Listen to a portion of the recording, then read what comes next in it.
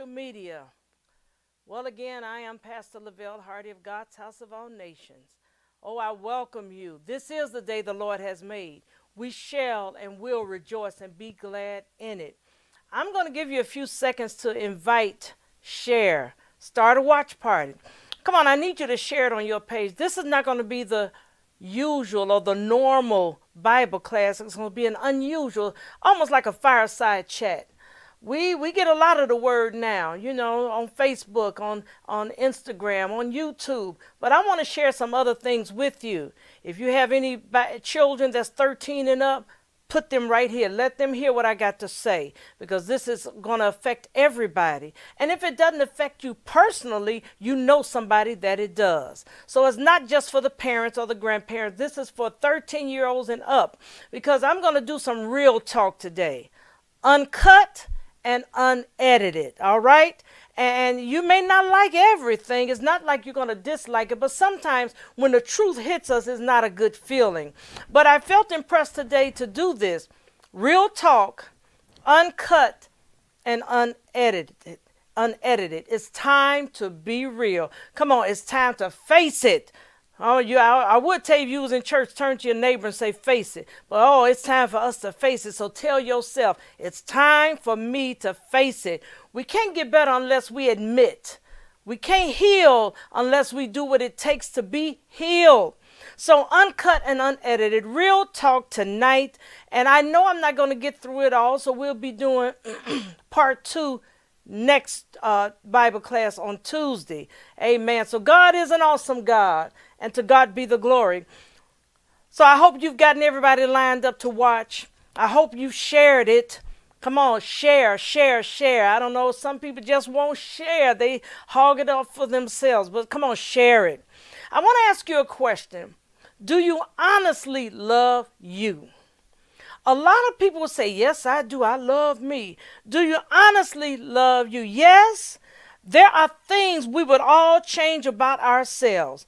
But do you think less of yourself because of, and you fill in the blank? Do you think less of yourself because of your weight? Oh, I wish I was skinnier. Oh, I wish I was heavier. Or do you think less of yourself because of your color? And I'm not talking about you black, you white, you this, you that. I'm talking about even in the Black America, African America race. You have some people feel they're better than others because they're lighter. How do you feel about yourself? Do you love yourself? Do you love yourself? Are you grateful for how God formed you and the image you have been made? Yes, there are things, as I said, we would all like to change, but you've got to love yourself where you are. I wouldn't want to be any other color. I am who I am. I wouldn't want to be anything else. Yes, would I like to be smaller? Yeah, but that ain't happening. And so you know what we say? We say, oh, yeah, we big-boned. We're big-boned. But it's okay. I think I carry it well. Whatever situation you've got to learn how to love yourself. Because how can you expect someone else to love you when you don't love yourself? Do you do things for attention from others? You have some people that can't enter a room quietly. They have to make it known that they're there. You know why? Because most times they seek the attention of other people. They're the loud one. They must have all eyes and ears on them. Sometimes these people are needy. They have to have validation from others. I want to ask you, do you do these things to seek attention from others? Do you seek out validation? And I hope you stay right here, because I got some good stuff for you to think about. Do you seek validation from others? Are you always second guessing yourself? You get a new outfit and you go somewhere and now you're hurt and upset because nobody told you how good it looks on you. But if you bought it, you got to know that you look good in it for yourself. When you finish an assignment, when you're speaking somewhere, when you're preaching somewhere, when you're doing a workshop, when you do anything for anybody, do you always look, for validation from somebody else? You look for them to say, oh, you look nice. Oh, yeah, I enjoyed you tonight. But you better have confidence in yourself. If don't nobody say, I did the best that I could, and I'm proud of what I did. I'm proud of how things turned out. Do you seek validation from others? Do you need to hear people say how much they enjoyed you or how well you did?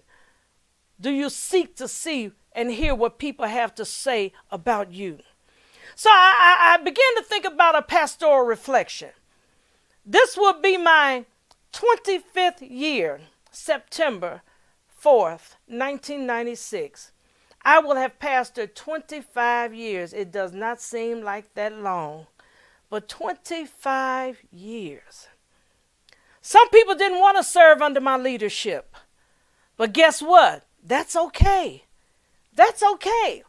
I know who I am, and I know whose I am, and I know God appointed me, because this is not what I wanted. So you have to understand, if everybody's not going to agree with you, what will God have you to do? We must stop allowing people to live in our head rent-free. I was a board member of the E.C. Reams Women's International Ministry. And we had conventions, and we had it in Texas, Washington, Atlanta. We had it everywhere. We even had one here in Chicago. Thousands and thousands and thousands of people would come from all over. And I remember this was so long ago. This was years ago. I went to a particular workshop just to sit in for a few minutes, because as a board member, you kind of go around and look and see how things are going. I sat in this conference, and it was so good. I realized I had been sitting there the entire time. But one thing that stuck out to me, and it didn't stick out to me that time, and that's why I tell you to listen what we have to say. You even listen to the preacher, because you never know when you're going to need to hear what they've said to you and when you're going to need to activate that word in your life. But I sat there, and it was years later. When I say years later, this had to be maybe 20-some years ago. But guess what? It wasn't until about 3 years ago that I saw somebody, and I was talking to them, and they basically was ignoring me and kind of shooing me off. They didn't want to be bothered for whatever reason. And all of a sudden, what I heard in that conference years ago hit me. And I said, wow. And you know what it said? Somebody stood there and they said, don't ever beg anyone to be in your life. Woo-wee. And when I felt that thing 3 years ago, I got home. And I sat there and tears came down my face. You know why? Because I realized I have always been that person to literally beg people, not realizing I was doing it, but begging people to be a part of my life. But I have learned, people, if someone does not want to be a part of your life, let them go. Oh, come on. Let them go. Don't beg for anything, because you are fearfully and wonderfully made. You don't have to beg nobody to be connected to you. God's got somebody else. God's got the right people. And I had to learn that 3 years ago, and I heard it 20-some years ago, but 3 years ago, it finally hit me. Don't beg anybody to be in your life, because you're worth more than that. And so now what I'll do, I'll just speak, but I don't, if you speak, it's fine. If you don't speak, because I'm not one to not speak to people. That's not what I do. I was taught and trained, you speak when you don't feel like speaking. So I'll speak, but I had to learn to reprioritize things. I had to learn to redo some things, because I allowed hurt to come because people did not do me like I did them. Oh, let me tell you something. Pastoring has not been easy. Pastoring has been one of the most hurtful things that I've ever encountered and gone through. That's why I hear people say, I want to be a pastor. I'm like, okay. If God called you, that's fine. But guess what? I know God called me, because that's not what I wanted to do. But it was not a good time in my life. Most of my hurt, almost majority of my hurt, in fact, almost all of my hurt has come from within the church. And I know many of you have that same testimony. But stop begging people to be a part of your life. Are you confident in who you are? I need you to be honest. Be honest. You don't have nothing to prove to nobody. And I learned that I don't have to prove nothing to nobody. I don't have to prove to anybody that I'm capable of being a pastor. My dad was told that he was not capable. He didn't have the qualifications. But what they didn't realize, God chose him. So they had no choice but to accept his calling. And if you don't accept his calling, then you have to go. And it's the same way with me. When God chose me, he chose me. Oh, yes. Let me tell you this. The day my dad passed, I was across the street with my mom at her house, and we live across the street from each other. And somebody went to my house September the 4th, 1996, and was on the porch talking to my husband, rather close to us. It wasn't somebody like we really didn't talk to, or no, they were close. And they asked my husband, well, who's going to be the pastor now? My father hadn't been dead but a few hours. And my husband said, well, I guess LaVel would be the pastor. She's the assistant pastor, and usually that's the way it is. They step in, and this person looked at him and said, well, I can't serve under her. I ain't giving her my money. I ain't asked you for no money. My dad gave away more than he made. My husband told me, I said, they don't know. I'm fine with that. And that's where you have to be, people. When people don't want you to be a part of their life, just say, okay, I'm fine with that. You just have to make sure your heart stays clear, that your heart is good. You have to make sure you're honest with yourself. Don't pretend to be something that you're not. I knew God chose me. I've never been one to be in the forefront, never one to be in the light. I know God chose me. So those that didn't feel it, oh, well, nothing I could do about it. But it's been 25 years. Oh, I'm going to be giving some testimonies throughout this year of my 25 years as a pastor. If someone has an issue with you, I want you to remember it's their issue. It's not yours. I learned that. If someone does not like what I've done or said, that's their problem. It's not mine. If someone has an issue with me being in a certain position or doing whatever, that's their issue. It's not mine. I encourage you, the teenagers that are looking, learn to be a leader and not a follower. Don't aim to be like somebody that doesn't have that's not a positive role model. And if you aim to be a leader, be the right kind of leader. Children can't hang around certain people because they begin to pick up that person's walk, that talk, that language, the way they dress, their attitude, their personality. That's why we have to watch who is around our children. Because as I say all the time, most of our children don't pick us, the parent, as their role model. You think you're a role model, and you are, but they're not going to choose you. They're going to pick boom, boom down the street. They're going to pick somebody you probably wouldn't want them to pick. That's going to be their role model. Parents, let me say this. If you're doing something or your way of life right now is something you don't want your children to pattern after, why are you doing it? That means you need to stop. Well, that's just me. I'm grown. I don't want my kids to be like that. Because although they choose somebody else as their role model, we're still in front of them. And guess what? When they grow up to become dad or to become like mom, what do they say? Well, my daddy did it. My mama did it. I have a member of my church, and I love them. I'm not going to call their names. But this little boy makes it to me when we were in church before the pandemic. And he would come and say, Pastor, my daddy been cussing all week. And his daddy knows. His dad said, I'm getting you when you go. I said, you ain't going to do nothing. And he said, I'm not scared of my dad. And they have that kind of personality. He wasn't being disrespectful to him. That's just the kind of relationship they have. And I said, thank you for telling me. Now come back and tell me again. And every Sunday he would say, Pastor, guess what? All I say, people, is be careful how we talk around our children and to our children.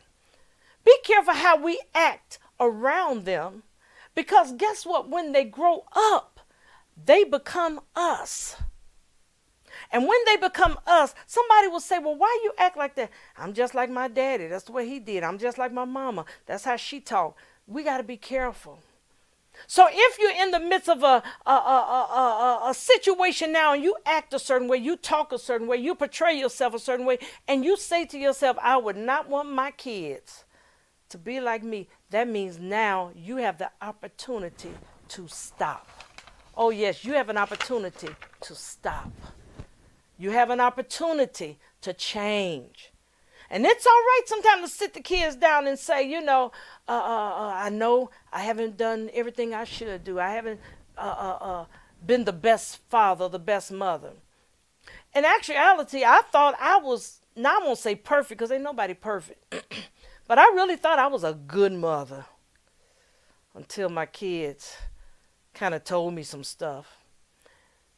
Even when it came to pastoring, my son told the church one time how when I became pastor, I gave up family basically because I was at the church all the time.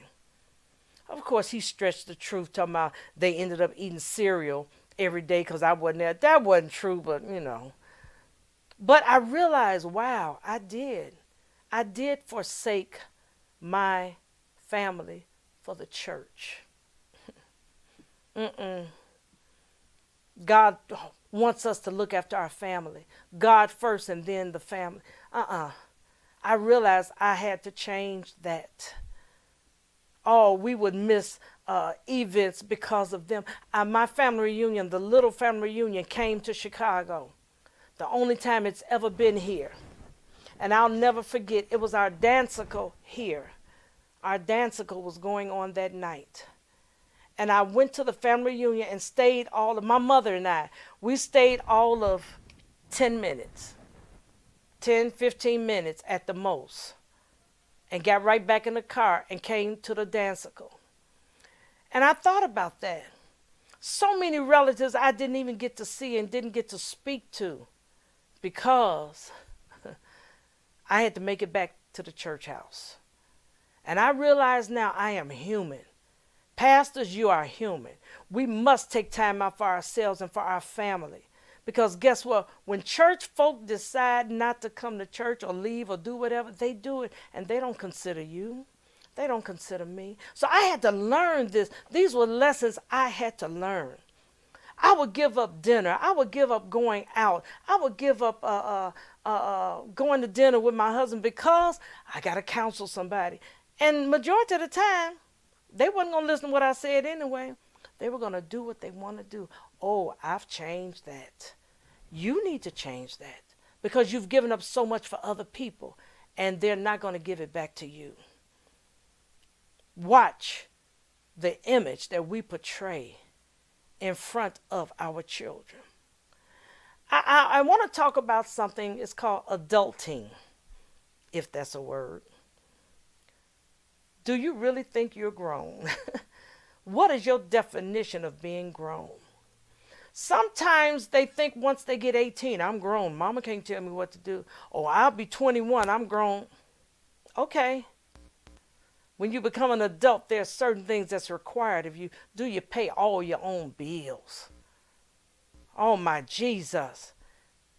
Oh, I know sometimes as we get grown, we don't want nobody to tell us nothing. But let me say this, and I'm sorry, only a fool wants to learn from experience and not by what somebody tells me. If I'm walking into a den of snakes, I want you to tell me. I don't want to say, well, let me find out for myself. And when I walk into that den of snakes, all of a sudden I'm being bit all over because I didn't listen. I encourage you. When you think about being an adult, be an adult. Take care of yourself. Think like a well-rounded an adult with common sense. I wish that I had listened to some of the things that my dad tried to instill into us. And when I say us, my brothers and I wish that I had listened. I wish when he used to tell us how important having insurance was, I wish that I had listened. When he would tell us how important it is to save money, I wish that I had listened. when he would tell us how important it was for your credit score to be right. I wish I had listened. But guess what? All the things that I didn't listen to, I had to learn the hard way. Yes, I did. And guess what? I'm 63 years old, but I'm still learning those lessons that he tried to instill into me. I encourage you. Come on, you want to be an adult? It's some things. It's not the age. You literally have some children that have grown up on their own without parents. And they were 13 and 14. They became adults early. They were adulting real early as a teenager because they learned. A young lady in my church said as a teenager how she had to take care of her brothers because her parents weren't there. She had to go out and make sure they had food to eat. She had to make sure they had cover on them. She had to make sure that they had somewhere to sleep. That woman became an adult at an early age. So I don't even talk about adulting being a certain age. It's your mindset. I don't talk about adulting being a certain age. No, it's the way you are. It's the way you look at life, the way you live life. You want to be grown? And it hurts sometimes, but sometimes parents, we have to let them go. Let them be grown. Because guess what? They'll need you before you need them. You see all these children out here, and there are some that wish they had your life. There are some that wish they had your parent. There are some that wish they had somebody that cared for them and looked after them. But they don't. And you are blessed. You that are looking at me, you are blessed. You have somebody that cares for you. And if it wasn't your parent, God gave you grandparent. If it wasn't your grandparent, God gave you a pastor. He gave you a neighbor. He gave you church people. He gave you family. He gave you friends that will look after you until you were able to stand on your own. Parents, we must also earn respect. I'm grown. You don't tell me what. Okay, but we can also learn stuff. Oh, it's hard. I don't like admitting that. But I had to listen. Take in. I may not take in everything because some things I know of a better way. For instance, as pastoring. I know certain things when it comes to pastoring. So somebody that has never been a pastor, don't know about pastoring, they may say something. It sounds like a good idea, but it may not work for the church. We have to earn respect, but we also must do our part and give respect. Are you really grown? I want you to think about that. Are you really grown? The minute you get in trouble, you know who to come to. Parents, have you instilled into your children the importance of knowing God? The importance of being affiliated with the church? The importance of going to church. Okay, yes, we are the church, but the importance of taking church to the church. Have you considered that? The Bible even says, don't fail to assemble yourselves together. The Bible says your inheritance among those that are sanctified. So that means we've got to come together at some time or another. You need a covering. We've got to fellowship. I look at parents that we don't teach our children how important God is. So then they get in a crisis. They don't know who to call on. It's important people. Oh, I got a whole lot to say. And I know I'm going to have to do it on next week. Because I don't want to give you too much. Because if I give you too much, you're not going to remember what you should remember. But if I give you a little bit at a time. It may be part 2, 3, 4. I don't know. We get a lot of preaching. So we could do this on a Tuesday.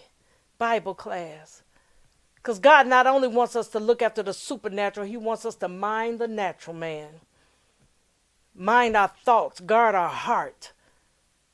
Adulting. We have issues with people, you better get it right. Time waits on no one.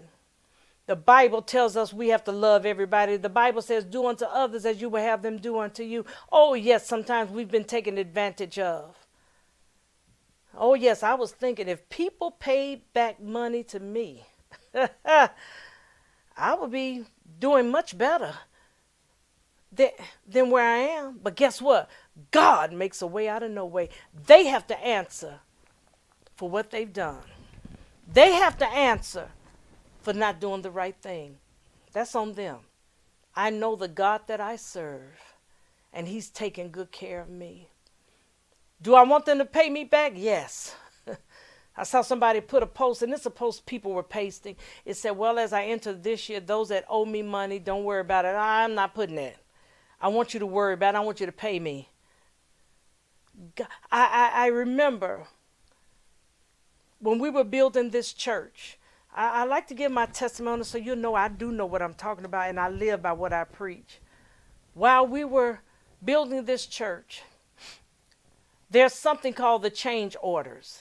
And those are things that are in place that when you're building a church, they may not have known that they had to tear this wall out for some reason, or this had to be done. That those are things that they didn't see until they started actually building and tearing down stuff. And so change orders were things that was added on to the bill. And we had a lot of change orders that we had to do. And the bill mounted to maybe close to $30,000. And I was paying so much a month, just sending the architect so much. I need you to hear this. And we got down to, I believe it was almost $14,000. And I couldn't pay them anymore. My church went through a thing. Everybody walked out the door. The offerings went from high to very low. I couldn't even pay the mortgage on the church. I'm talking about when God gives you favor. Y'all got to hear me. And the mortgage people that we paid to, they said, we're not going to bother you because we know you. I said, thank you. But let me get back to this architect. We couldn't pay him the remaining balance of those change orders because we didn't have it. We didn't have it coming in. We didn't even have enough money to pay the mortgage on the church. See, some people want you to think they always have and they this, that. I'm going to tell you the story. I'm going to tell you the raw truth. And I would call him, and it's insulting to somebody when you owe them close to $14,000 and you send them $100. That's an insult to them. And I would call and tell him, I just don't have it. And finally he called and he says, I'm going to have to turn this over to our attorney. He said, because we're not getting anything. He said, and I know what you're saying and I believe you, but I have to cover me. I didn't get upset. Well, you do what you got to. No, I said, I understand. And I said, and I am trying, but I just can't now, but I understand. I said, my church is going through a dark time right now. I just don't have it. But one word I told him, I said, but I promise you. I said, let me put this promise out here. I said, when your attorney calls me, I'm going to let your attorney know, but you have to do things in an orderly fashion and the legal way. I said, but as soon as I get it, I'm going to make sure you get that payment. As soon as I get it. People of God, he never even called the attorney after that. I never got a call, a letter, or anything from the attorney. But you know what? I believe it was a year and a half after that, God opened up a door and blessed us with the funds. I called him. No, I had my husband calling. I said, tell him we want to come see him, our architect. I called him. My husband called him. We met him that night. He made the appointment that whenever all his staff was basically gone, we went to his office. And I looked at him. And he told me, he said, I often would say when I pass by God's house of all nations. Now I'm talking about the architect. He said, I would say, what did I do to those people for them to do me like they did? What did I do for them to turn on me like they did? And I looked at him. I said, you did absolutely nothing. I said, I didn't turn on you. I just didn't have it. And I told him what I went through. I said, you know, all the people that you met at my church, they're probably not there now. Everybody's gone. And he sat there literally with tears in his eyes. And he said, I'm sorry. I'm sorry you went through that. I said, that's why I couldn't pay anything else. And he said he was sorry. I said, no, we're sorry. I said, but I'm here today to get it right. I reached in my purse. I handed him a cashier's check for almost $14,000. And he sat and he looked at that check. You know, men don't like to cry. I don't want you to know they can cry. But tears in his eyes. He said, thank you. He said, I just didn't know what I did. I said, you did nothing, but I didn't have it. That's why God blesses me, because I have to be straight and up front. And I want you to know, we stood and we hugged each other. And we walked out of that office and my mind was cleared of what I had released into his hands. I got in the car. And I told my husband, he's sick. I could look at him and tell he's sick. I told my husband, he's a sick man. People of God, I'm getting ready to close it out, and I'm going to do part 2 next week. I'm going to tell you a little bit about part 2. But this man, about a month or 2 later, I heard on the news, because he was a well-known architect. He did Midway Airport. They said he passed away. And I looked and I said, but I'm free. Hallelujah. I'm free. I've been released because I paid him his money. Now, I had some people come and say, I know you wish you had kept that, but no, I don't. Because I freed my mind. I did what I was supposed to do. That's why God blesses me. I paid him back. Yes, I encourage you to do what God would have you to do. So before I close, yes, we're going to do the giving. You're going to sow that seed. But I want to talk about next week how life has no meaning for some people today. I want to talk about employment, because let me say this.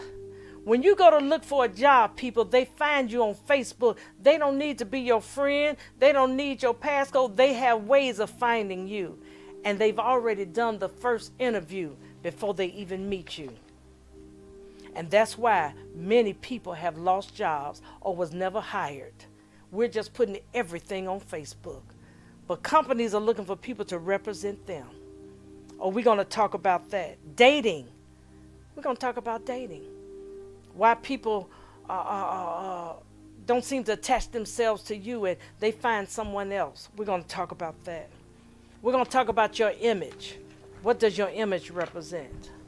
We're going to talk about social media, the pros and cons, how it has affected you, whether it be good or bad. We're going to talk about reaping what you sow. We're going to talk about your social media represent God and your church. So I want you to remember those things. And before I close and before announcements and our giving, this coming Saturday, January the 16th, is coming up on our session 2 of our Journey to Self-Care class starting. Session 1 was in 2020. Now this is session 2 in 2021. Session 1 was good. We talked about who are you? Who do you think you are? What are you ready to reveal? What is your temperature? When I think of love and I give myself permission to, and you fill it in. That was in 2020. This time we're going to talk about living without the apology you will never receive. How many of y'all know some people owe you an apology, but you'll never get it? But how do you continue to live without it? Excessive and unwanted baggage. What have you outwardly said, but did not inwardly mean? Media takeout and time to look at me. Those are some of the topics we're going to cover. And my announcer will tell you the details, but I encourage you to sign up now. Sign up now. It starts Saturday at 10 a.m. And if you can't make it, Once you pay, you'll get a link to look at it later on. Jay Barnett is a former pro football player, a man that I admire. He has a transparent and relatable methodology that allows for an instant connection to our youth. He's been through some things. He's talked about some things he's been through. But those things helped make him stronger. He's no stranger to adversities, but his strength and favor, nothing seems impossible. So right now, I just want you to give, sow your seed. I want you to take in everything that I talked about. Oh, it's going to be real next week. As my grandson say, it's going to be popping next week. It's going to be raw next week. I got some things I need to say. And if you listen and take it in, it will change your life. I hope you've set your children down to hear, because they need to hear what I said tonight and need to hear what I'm going to say next week. And next week, I'm going to start with adulting. So you think you grown. I'm going to start with that. Even we as parents, we have not been the best adults that we could have been. I encourage you to join me next week. And on YouTube, you can listen to this over and over and over.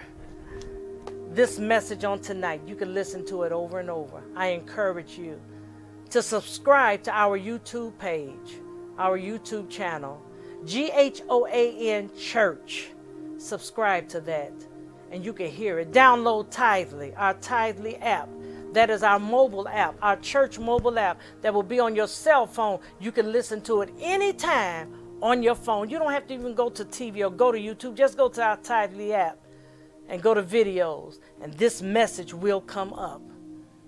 I just feel the need for raw talk right now. Some of you are not going to like it, but I just want you to listen. I appreciate you. I thank God for you. And I want you to listen to the announcements coming up.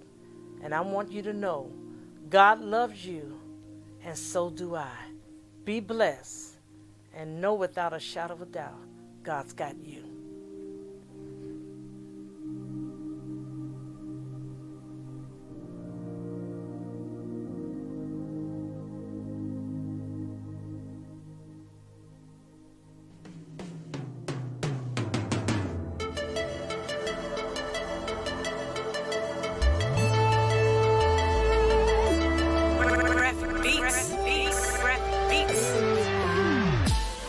Hello, family and friends. It's Charlita Hardy Washington. And hey, listen up. I have some valuable information for you. It's prayer time. Join us every Monday at 7 p.m. Our prayer line number is 888-565-3574. And always remember, prayer changes things. If you are a member of God's House of All Nations and you are between the ages of 12 through 20, we have something for you. Evangelist Kiana Dye is our youth director, and she invites you to join the Bloodline Breakers Youth Ministry every second and fourth Thursday at 7 p.m. Register now to get more information. kianadye@gmail.com. Join us for our journey to self-care classes. These classes are for all, male and female, ages 16 and up. Our guest panelist is Jay Barnett, a pro football player and a marriage and family therapist. Some of our class topics are living without the apology you'll never receive, excessive and unwanted baggage, what have you outwardly said but did not inwardly mean. Good news, if you are unable to attend the online classes live on Saturday, once you pay, you will receive a link to view at your convenience. Classes start January 16, 2021, every Saturday for 6 weeks on Zoom. Only $40. Yes, only $40. So don't delay. Register now, Cash App, $ I Love Me on Purpose, PayPal or Zelle, I Love Me on Purpose, @gmail.com. Join us for a fresh word every Tuesday at 7:30 p.m. and every Sunday at 10:30 a.m. We are all a part of God's family. Be blessed and know that no weapon formed against you shall prosper. We are all in this together.